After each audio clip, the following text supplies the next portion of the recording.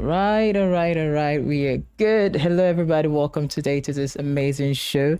This is the long-awaited show on all of the exposed secrets with our amazing Michelle.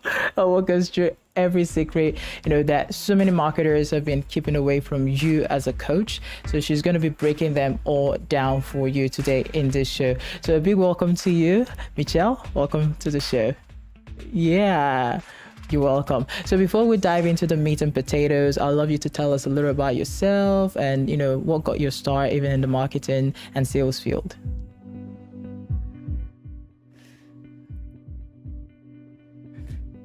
Ooh.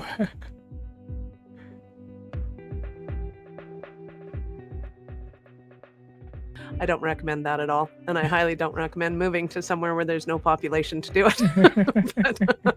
but when you do decide to open your business, happy to help you. So in about 2003, we started, and my partner and I started a company that was called Awareness Strategies, still is.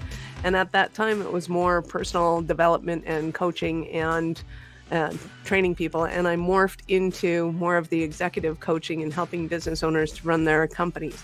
In about 2015, short story, we did a little pivot to a done-for-you tech method to be able to help speakers and authors, coaches to be able to get their businesses online, because we found that it was one of the points of contingency. People hated doing their tech, didn't understand it, didn't want to do it. Yeah. And it was really stopping them from making money in business, and it doesn't need to. So that's when we changed. Wow, amazing. So, into this, because I know everybody's like, okay, tell us the secret. We want to know the secret already, right? But before we still go into that, I want you to tell us like how you were able to grow to this top, like the how, because you told us what you do right now. So like, how did you do this? Like how long did it take? Like you said, 25 years you've been in the field, but what were some of the things you were doing around this 25 years to get to this top, because all of the secret you're sharing, they're from your experience and things you've tried and tested, and, coaches should, drop all of the noise and focus on what you have to show them today. So like, what was it like? What were the things you were specifically doing within this 25 years? Yeah, we were an overnight success after about 25 years. You only need to put in 25 years, then you can be an overnight success.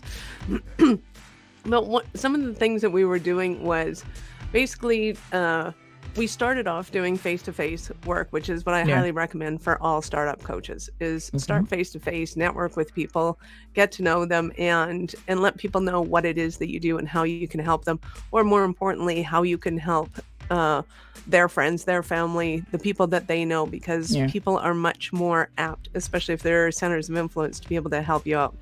So some of the things that we did right was getting into the right networks with people and helping them first off to succeed. As soon as we could kind of get them to the milestones that they were looking to achieve, the easier it was for us to be able to then build our center of influence, because those people acted like huge raving fans and were like, oh, that was fantastic, awesome, and I recommend that to everybody. So a lot of coaches will go into it and they just want to help people, which I love and adore. And if you can hone in on kind of what some milestones are for your ideal clients, then it helps to be able to position yourself further on to be able to become that more successful. You can always take on clients that are like, well, I just want help, being more confident. I just want help doing whatever. You can always help those people. But if you find some that have measurable goals that they want to hit and you can help them hit them, it just makes for better marketing, more easily, faster. Measurable goals. And you mentioned physical there is a big one. So when you say physical, and these people are like, my business is based online, they're just starting off online, do you mean physical meetup with, their ideal customers or clients? I guess and really go to events and face-to-face and shake hands and say hello. Yep, I really do. Okay. Because digital marketing will help immensely to be able to expand your marketplace, especially once you have kind of the proven marketing for it. And to be able to get the proven marketing for it, you need to be talking to people. Now, you can do that. You can be networking and things like that virtually. There's tons of networking events that you can get anywhere around the world. That is super cool right now.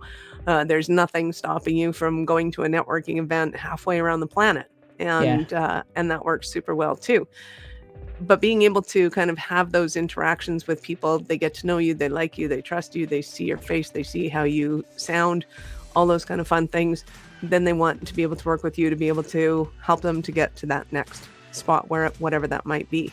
And when it comes to kind of the digital aspects of it, so like I said, networking virtually is fantastic. But if you're looking at going out and putting out Facebook ads and things like that, and your face isn't attached to them, then it doesn't really give people an opportunity to be able to build that know, like, and trust factor. It works great for big businesses. You know, Coca-Cola can do that, IBM can do that. But if you're going to work with people one-on-one, you want to be able to build that trust with them. Absolutely, absolutely. Okay, now I'll just go into this. You see, there's a lot of noise in this, digital space. An email marketer will tell you, email marketing is the best way to go about it. A video marketer like me, I'm going to tell you, of course, the video marketing is the top way to go about it.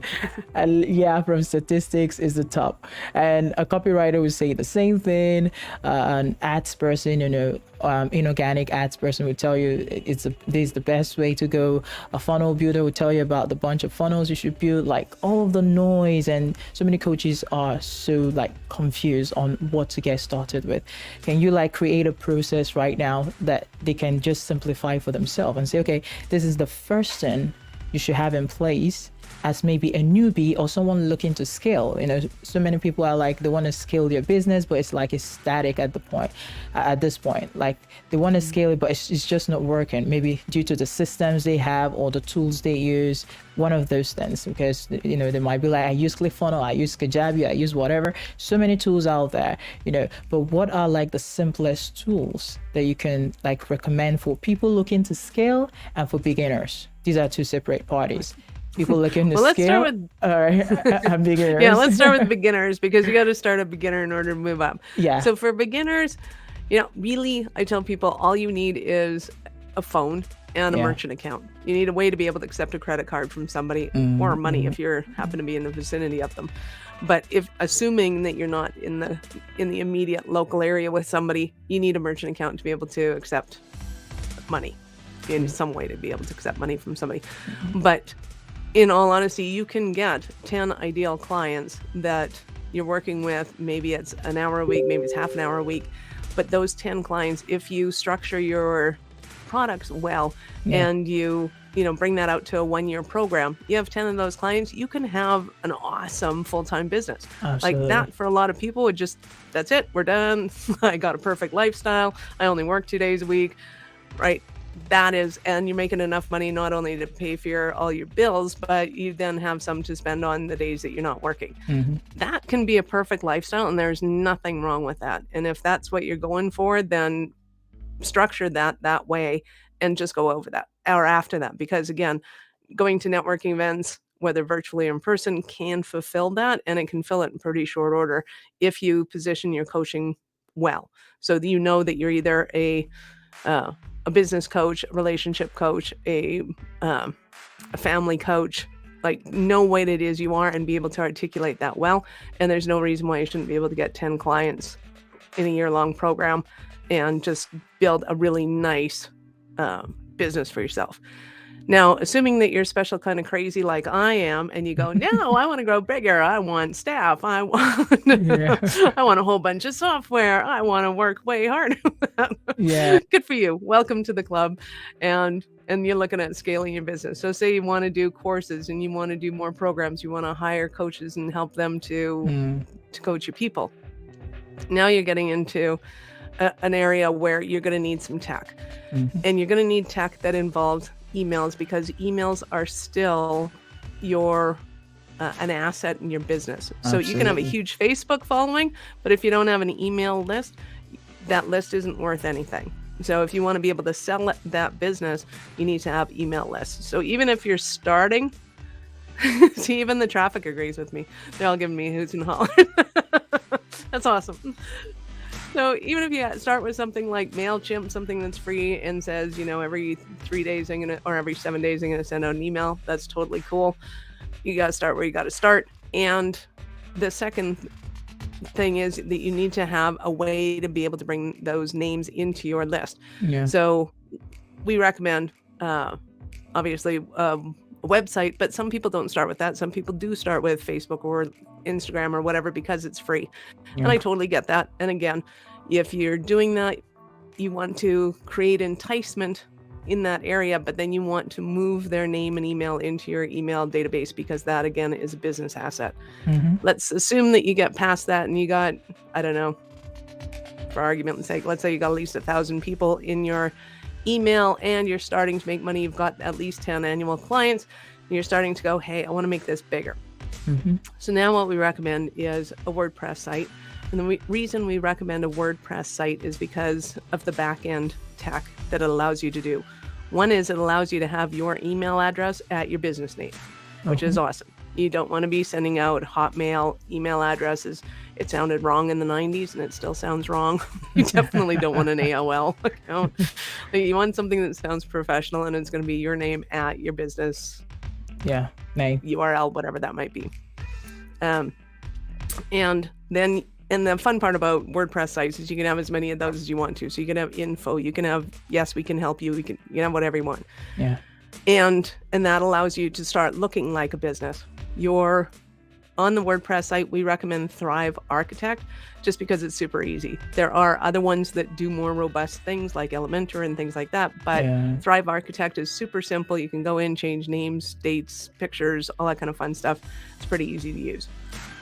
And then with that, we then recommend a CRM, which is your client relationship management system. Now, up until now, the contact, your contact app on your phone has been your CRM, and that's okay too. Yeah. But when you have something like Keep Max Classic, or what used to be called Infusionsoft, Yeah. it allows you to be able to do a whole lot of things that you wouldn't be able to do otherwise. One is it has your shopping cart in it, so you can start charging for your video courses and things like that right off the system. You can have a membership site, so you can start charging monthly for all the content that you're putting out. There's a whole lot of things you can be able to do with it. You can change your emails up so that you're not just sending them once every week, but that you're sending promotions to your events. And once somebody signs up for it, they come out of that campaign and into the delivery campaign. So you're not bombarding people with emails that they don't want to get. You're able to segregate them, which is super important for a whole lot of reasons we'll talk about later, I'm sure. And you also have affiliate marketing, which means you can get other people promoting your stuff, which is also epic and awesome. We'll talk about that. Epic, yeah. And you have a sales funnel right in there. And and it also has the capacity to be able to connect with things like your learning management system software directly, so you can control who has access and who doesn't based on who pays. All sorts of fun things can happen. So if we include your learning management system, you got 3 pieces of software that you need. And with that, you can basically run $1 million company. That's American dollars. You just have to figure out how to frame it such that it works. Now, to your point, do videos work? Absolutely. We all know that video works. Video is one of the best ways. That's one of the best ways to convert. But you want to bring them somewhere, right? You have to bring them to a website. You have to be able, you're converting them to something. What are you converting them to? So how do they buy that thing? So you want to make sure that you have your tech in place first, and then create awesome videos that are moving people towards that, because now you have the tech. You're not doing things by hand and you're not manually trying to enter, and you would lose your mind. Trust me. It works with 50 people. It does not work with 500 people. And as soon as you start making videos and things and you got 100 people going to your website, you want to make sure that that website can handle, downloading the videos and being able to let people watch and buy and all that kind of fun stuff. Yeah. Like personally, I do have this WordPress, and I also have like sales pages, saying on my personal aspect. And there's this recommendation that goes, people should, like, ClickFunnels will loudly say like website is dead. That's what Russell Brunson would tell you. But Russell and I will argue over that one. Now, keep in mind, a lot of our clients have ClickFunnels as well. And the reason they do is because ClickFunnels landing pages, they're beautiful. They're easy to make. They are. They also convert highly on the front end, which is fantastic. The problem with ClickFunnels is that it's funnel concentric, not client concentric, which means that it's hard to be able to find your clients, to be able to then nurture them and retarget to them. So the reason that most of our clients have both is because they'll use Keap Max Classic as the CRM, and then they use ClickFunnels as their web page designer. Okay. So keep in mind, Russell is a phenomenal marketer, makes tons of money. He is not wrong. And you want to be able to upsell, downsell, nurture your clients, because once they've bought from you, they like you, they want to buy again, especially when you put out another course or something like that. So you want to be able to find your clients easily and say, hey, if you like that thing, we got a new thing coming out, come do this. Yeah. So therein lies the issue and the rub. So for us, a lot of the people that have both tend to, they have their, with Thrive Architect, you can make all your pages look like your ClickFunnels pages. That's not an issue. The issue is, how do you find your clients? And then once you get big enough and you got a team and you got somebody else making your landing pages and they say, hey, we love ClickFunnels, can we use that? Hey, if you got the money to go and do that, go ahead. Absolutely. Awesome. You know, a lot of people complain about the fee that's charged by ClickFunnels again, and which is why some coaches, one of this amazing marketer, Jay Franco, she always recommend that people should go for system. The system has everything that they want. And realistically, I checked it out. Like, well, I'm amazed by what system.io has to present. And, you know, this is just in the aspect of just tool. And just like you emphasized, even after what you said they should focus more on the clients, more on the conversion. Like, right now, transitioning this into the sales aspect, because I see that you're a sales expert as well and a sales strategist, and you have helped a lot of people understand sales, and sales is like sort of a psychology on its own, a science on its own, right? So how can people, like, what is your best advice for people that are still beginners and people that are like, okay, I'm scaling, but it seems I'm increasing my price, because scaling here means increasing their price, definitely, right? So maybe they are charging 2K and they want to start charging somewhere around 5 to 10K, and, you know, just to close it in one call. So like, what is the number one thing you tell them when getting on a call? What is the mindset they should have before getting on the call, and what are the most important questions that you suggest they ask? And there's about 20 questions in there, and that's I was awesome. expecting that.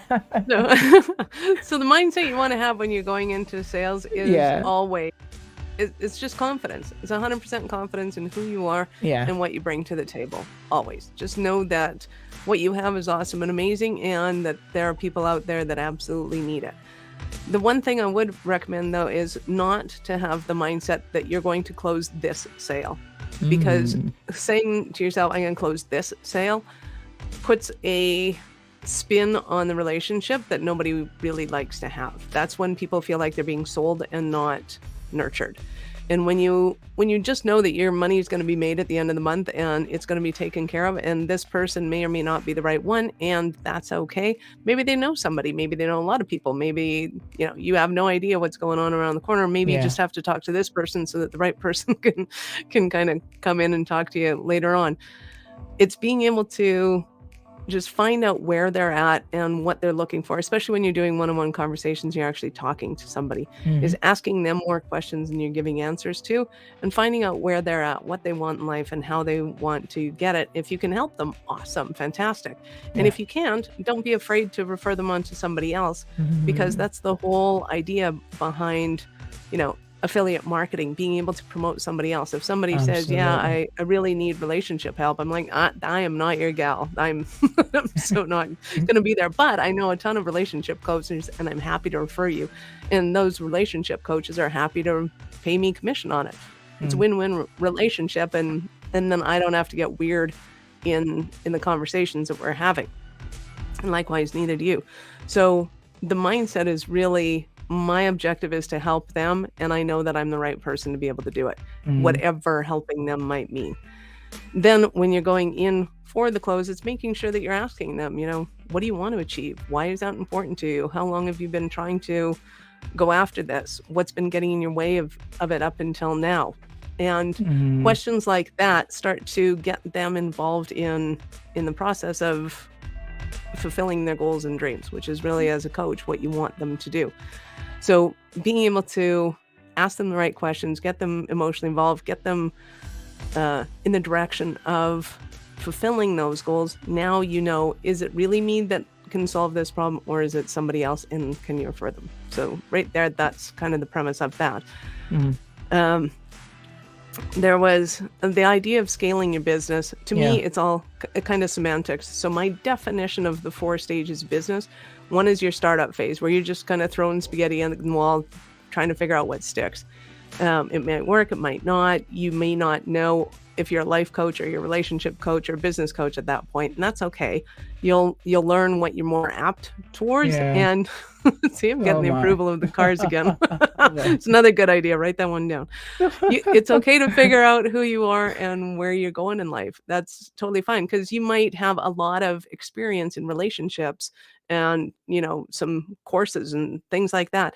But then you find out, you know what, I'm really not up for this. I really like the health aspect of it. Awesome. That's totally cool. It's totally fine. You'll figure out how to kind of get that messaging around. Once you start having a couple of clients that are going, yes, I like this, I love this, and you're going, yes, these people are fun to work with, I love working with them, I want to work more with them, that to me is your growth stage. Because now you're getting rid of all of the other stuff that you used to do, and you're just focusing in on the clients that you love to work with and what they need to hear in order to say yes to you. Like, one, that you are a health coach. That helps immensely, because now they know what you're doing, right? And you're still asking them those questions in the interview. So to me, that's a growth stage. Once you get that honed in and you've got more clients and you know how to deal with, now you need to start to leverage yourself and train other people how to do things. That is when I call it the scaling stage, because now you're able to get into kind of a hockey curve growth, whereby it's not just you and your time, it's a bunch of people and a bunch of their time. So exponentially, you're making more money. And then the last stage is an exiting stage, where you're going, wow, I have this system that rocks. I have other coaches that are training, other coaches that are coaching, and I want to sell my business to somebody else that can take this and make even more of it. So those to me are the 4 stages, and you can't put one in front of the other. You can't sell something until you figured out how to grow it, how to scale it. Then you get to exit it. And being able to kind of understand that when you're in those phases of business, there's nothing wrong with any one of them. Every single one of them is essential. So in the first one, you're going to feel very chaotic and things are going all over the place, and that's totally okay. That's where most entrepreneurs thrive. We're a little ADD, I get it. It's a little crazy. It's a lot of fun. And then we tend to get a little bored in the next phase, because now we're doing the same thing over and over again. But our clients have never seen it before, and the prospects have never seen it before. So don't be afraid of doing the same thing over and over again to get bigger, better results. And then the scaling phase, that's where we get scared again, because now we're going, oh my God, these people don't know what they're doing. I have to train them. I may as well do it myself. You can't have that mindset. You have to understand that your job now is to train them to be as good as you were, and understand that the people that they're going to work with aren't as good as you are, but they're better, or they're wanting to learn from the coaches that you've hired and put in place. And that's okay. They all get to learn. And you may need to structure your business a little differently so that the newbies get the newbies, and that your senior coaches get senior clients, and all that kind of fun jazz. But that's just learning, and that's just business, and that's fun of it. Wow. I love this. I love this 4 stages. I mean, it's amazing. And the last one, you called it the excellent stage. Is that what you called it? Exit. So you're selling your business. Okay. EXIT. The assets. Okay.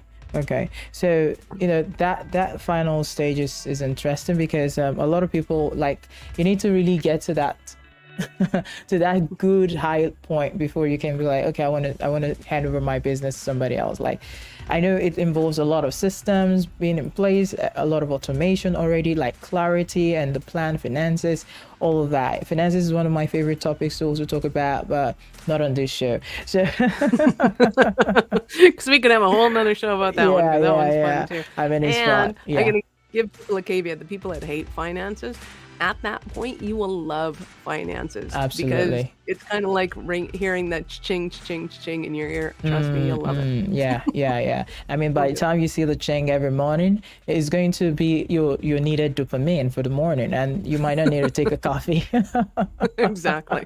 You know, so now I will go and make it look more vulnerable in this point, because this is where you're going to share those secrets, more in-depth secrets. I know you shared some, you touched them, but now I want you to share that in-depth secret from your own experience, and not what's in the general books and all of that, but what's your top secret recommendation, 1, 2, or 3, or 4, or 5.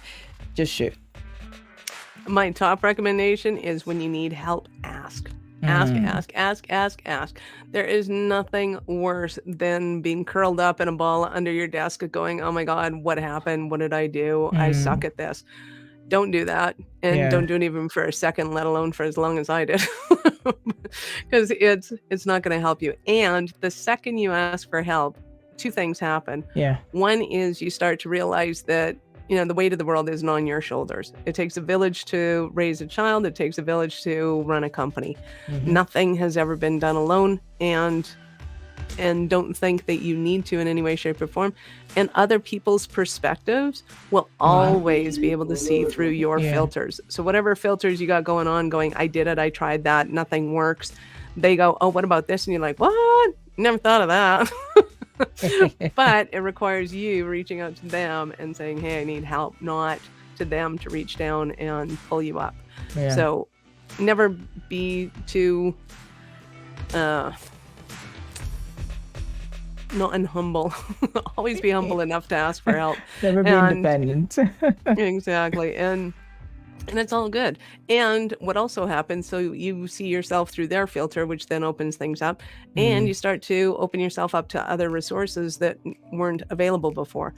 Because what a lot of people don't realize is, when I'm looking forward, I see one option. I see this option. I can either go forward, I can go back, and that's it.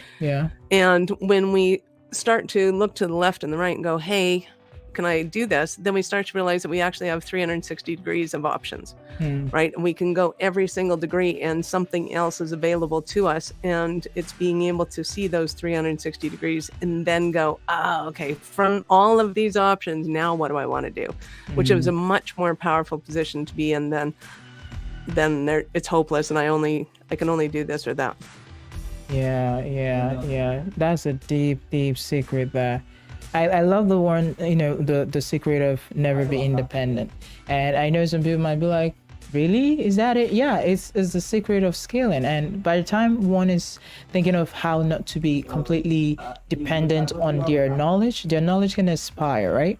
Their knowledge can aspire, but they need to focus on, how can I improve? That's what's going to make them invest in getting books, coaches like you, getting coaches that are really super good in what they do, and humbling themselves to learn from the expert. Like, that's why it's a top secret for coaches. So if you're looking to scale to a new phase, a new level, then you need to buy into the new level by investing in yourself. And that's my top way of encouraging coaches out there. And some of them just want to get free stuff, even as beginners. The beginning stage of that business is the best time to invest. Really, I must say that this has been so amazing so far, and it was awesome having you on. Super awesome having you on, and I look forward to still bringing you on the show to go deeper, even in a more particular thing, talking more about the sales aspect, because I see what you do on your on your page. I see that, and it's amazing. So we'll come back to talk, I believe by God's grace, talk deeper about just sales and how you've been able to win the hearts of those ideal clients that you really preferred, and how you your record is amazing. I checked that all out. Yeah. Thank you. Yeah. So, guys, thank you for coming on the show. And again, this is Mario Talks, helping you to get discovered and to grow in business and mindset. So thank you for coming by. And for now, it's a goodbye. Thank you. Bye.